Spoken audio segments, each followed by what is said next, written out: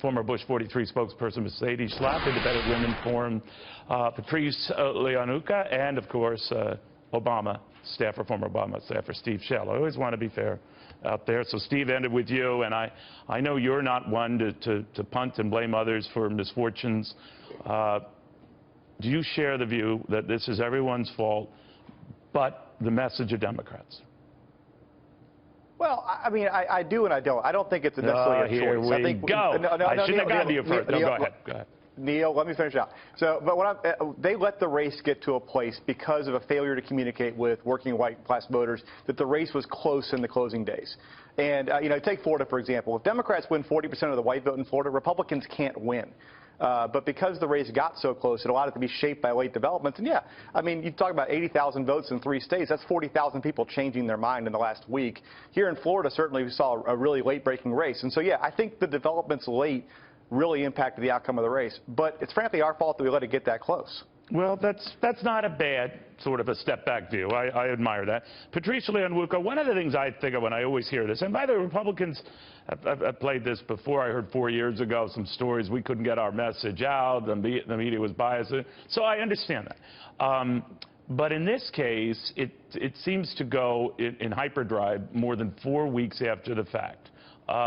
So now hearing talk that Michael Moore wants to have protest on Inauguration Day, they're just not going to let go. There's no intention of letting go. You know, self-reflection after a bruising loss is understandable, but this is not self-reflection. This is not maturity. And again, it underscores the fact that they're ignoring what Americans want. I mean, it's not surprising that CNBC just released a report that found, a 17% increase in the number of Americans who think the economy is going to improve, and that's just after the election because of Donald Trump. So Americans are looking at forward-looking. Why are you quoting a CNBC survey on this network? That's fine. I like the findings of that, but we'll forgive that because you're such a good guest. But Mercedes, let me get a take from you now as we wait for the president-elect. He's going to be stumping in Louisiana on behalf of a Republican candidate who has a very good shot of adding to the lead in the Senate there, or at least confirming that lead and making sure it's a Republican Senate. And I'm beginning to think maybe part of the strategy here is to get people thinking, don't see this as a mandate, don't see this as a popular consensus behind what you do because you, Donald Trump, lost the popular vote. I've heard that from guests on this very show, so that this is always like a constant reminder, let people know that. What do you think? Well, I think that the Democrats are going to stick to that point. It's the one argument that they can make when they have lost the election. Obviously, Neil, it's very clear that those Americans out there, millions of Americans, voted for Donald Trump. He won these battleground states, and he was able to sell them on this economic message.